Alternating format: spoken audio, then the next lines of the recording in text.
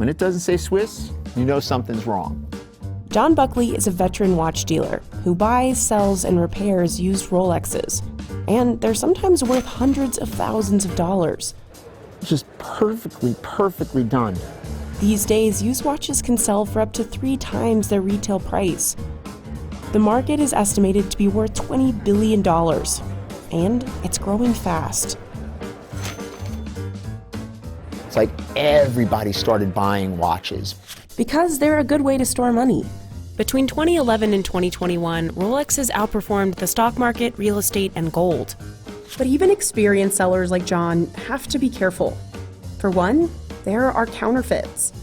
U.S. Customs showed us how it seizes up to 150,000 fake watches per year. Rolex watches, inside in just plain old bubble wrap. And Rolex would never put their watches in little Ziploc bags. But spotting a fake isn't always as obvious. If dealers like John get stuck with a counterfeit, the effects can be disastrous. Not just financially, but it can also destroy the reputation. New young bucks that come into the business, they get caught out there real fast. And your reputation is burned when you can't make good on a sale. Factory bezel, factory dial. We followed John through Manhattan's famous Diamond District to see how he strikes deals in such a competitive market. It's 13.3. No, it's not so bad. Of course it's not so bad. Why do you think I'm offering it to you? This section of 47th Street is home to over 2,600 businesses selling gems, jewelry, and luxury watches. John buys and sells roughly a dozen watches per week here from stores and other collectors.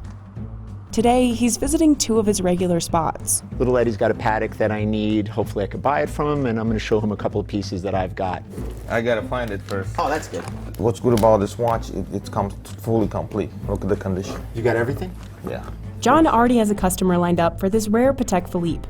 I really like this watch for What's myself. the date on the papers? I'm curious. Not that it matters. He's hoping to get it for under $40,000. Listen, I know it's a nice watch. I'm not here to beat you up. You know I need it. 36,000? I thought I was pretty good at 35. 37,000, that's my final price. I think it's fair. You can think about it. I don't have to think. Mazal. No problem. You're the man. Thank you. This watch will be sold for 40,000 and change. So I'll make $3,000 on the watch, which is not bad. Down the street, John has his eye on a gold Rolex Day-Date with diamonds on the bezel, or the ring surrounding its glass. How much is this $21,000 watch? 25,000. Yes. 2, 3, 5. You like that, right? Let's do it. It's factory diamond dial, factory diamond bezel. 23.5. The deal, but I'm gonna do for you. I'm gonna obviously say yes, but. Really? It's beautiful. John typically has around 30 watches in his collection, and most already have buyers lined up. We like cash flow. I write a check, I want to know that, I'm going to have that money back, I'll make my profit on it, and move on to the next one. It's like the holy grail over here. I didn't even think they were still producing them. He doesn't want to risk getting stuck with something he might not sell, even if he loves it, like this diamond-studded Rolex from Qatar, which has an asking price of $175,000. When you look at these that they make on the street and you compare it to something like this, I mean, it's a different world. I don't have a home for it. Despite the high price tags, John says he rarely makes more than a few $1,000s per watch. Sometimes it's only a few hundred. There are very few home runs in this game. I mean, I don't know what is considered a home run. Making 10 grand on a watch, it's like that doesn't happen. Thank you, Yasha Mazal. And thank you. Thank you so much. In fact, he makes even more money selling obscure parts than the actual watches. These are interesting. These are called color change or tropical. And years ago, guys would never keep this stuff. But now, because they're unique, they keep them and they ask for a lot of money for them. These are Daytona dials, which are actually pretty cool. This is just tons of stuff, wallets, Rolex, duffel bags and hats. We have it all. We do. He's hoarded these Rolex parts in his workshop for 25 years. We're here in the lab. This is where I get to practice my guerrilla watchmaking skills. You have to have a very specific part for a very specific watch in order for it to command a very high price. John has seen demand for Rolex parts and watches skyrocket after 2017. That's when a Rolex Daytona worn by the actor Paul Newman broke a record, selling for $15.5 million plus fees. Selling officially at $15,500,000. Thank you for your patience, Natalie. It is history now. $15,500,000. What happened after that was this big bull run, and I hate to use stock terminology, but that's what it was. It's like everybody started buying watches. In 2021, Rolex retail sales were estimated to be higher than the next 5 brands combined. So why are they in such high demand? First off, their reputation for quality. They're made by hand with materials like 18-karat gold, platinum, and stainless steel. And there aren't many new ones entering the market. Brands like Patek Philippe and Audemars Piguet each make fewer than 100,000 watches per year. Rolex makes an estimated 1 million annually. And that's still not enough to keep up with demand. For most people, the only way to get one is to get one secondhand. The result of that, in many cases, is higher demand than available supply, which causes prices to go up. Rolexes also last and can resist all kinds of extreme conditions. In fact, it started off as a sports brand back in the early 20th century. They began making highly functional timepieces designed to go underwater and top of mountains and on jet planes. And these were professional grade timepieces for people that needed accurate measurement. These were not collectible watches back in the day, okay? You look at some of these, watches that are 6- and 7-figure watches, they sold for maybe $100 at a military PX or something like that. Edmon Hillary, one of the first to summit Everest, wore a Rolex Oyster Perpetual during his expedition in 1953. In the 60s, Rolex began sponsoring tennis matches, auto races, and a number of high-end luxury events. Rolexes also started showing up a lot more on movie screens. Actor Sean Connery wore one as James Bond. Marlon Brando wore one too. By the 1980s, Rolexes were sought-after collectibles. Today, a Rolex Daytona model is so popular, it's almost impossible to get on a waiting list. I'm still on a waiting list since 1996, just to give you an idea. But buyers are willing to spend a lot to skip the line, which is why used Rolexes can sell for 2 to 3 times their retail cost. And as demand soars, watch dealers like John have to be even warier of the biggest trap of the trade: counterfeits. Customs Officer Steve Nethersall showed us how they sniff out and seize counterfeit watches at JFK Airport. Before a package ever lands in the US, CBP gathers intelligence on the sender, container, and aircraft.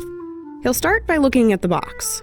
Well, I'm looking because I don't have my glasses on, so I'm cheating. The first, when it comes in, is the country of origin. Louis Vuitton, they're coming from France. The watch is coming from Switzerland. When it's coming from China, bing, that's your #1 red flag. Rolex would never put their watches in little Ziploc bags. They don't put these inside it, the silica gel. Rolex does not send to individuals in the United States. They only send to their retail stores.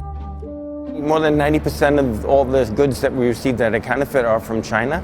Sometimes by the naked eye you can't tell, but sometimes it's that bad you can. But you look and you can see the scratches and how it's not machined properly to a nice finish. So when Steve finds a counterfeit good, he seizes it. Then he figures out the item's MSRP, using the brand's website and CBP's internal database. This one here would be about $11,000. That's the MSRP, what the manufacturer would be losing had this been genuine. These are generally on the internet for about $200. Back in his workshop, John is figuring out whether this Rolex is counterfeit. After 25 years in the industry, he usually knows what to look for. I'm looking at the color of the case. This piece is not the same color as this piece. This is 18-karat gold.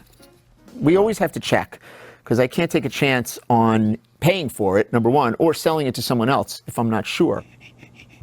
One of the most reliable ways to test gold Rolex parts is a scratch test on a black stone made of quartz. Then he adds a few drops of nitric acid, which dissolves any material that isn't gold. And there you go. Wow. The acid did not dissolve the gold. Over here, the acid dissolved the gold. It is not authentic. But most of the time, he can spot a fake with the naked eye. We could usually spot these just based on the symmetry of the case. They don't have that nice Rolex slope. The other, obvious thing that you look at, if you look at the amount of space between the face and the glass, you will see that it is very high. It's probably got an extra 1.5 millimeters. John also has his son James help with fraud detection. And I scroll through hundreds of listings, and I pick out the 10 that are fake. The threat of counterfeits hasn't stopped sellers or buyers, though. Rolex is also getting in on the secondhand market, launching its own program to sell pre-owned Rolexes. Younger generations are fueling this new demand surge, and they're finding out about these old watches on TikTok. I saw this watch. It's a 36mm white gold with a factory diamond dial. Can you pull it out for me? John's son and his friend Tyler McCorsky have helped him build a huge social media following. Buckley's with us today. Let's get it. The bread and butter is the negotiations. People like to see them, so we want to give people what they want. But our other thing that we really do well is more so education content. Today, we're going to show you how to change the battery on quartz watch. John teaches audiences the same lessons on TikTok he showed Tyler when he was still a kid. The first time I ever sold a watch for Buckley, I was 8 years old, and it was a rubber swatch. Remember those? The rubber swatch watches. And he says, I need $5 on each one. Go sell them wherever, school, wherever, and keep whatever's left after the 5.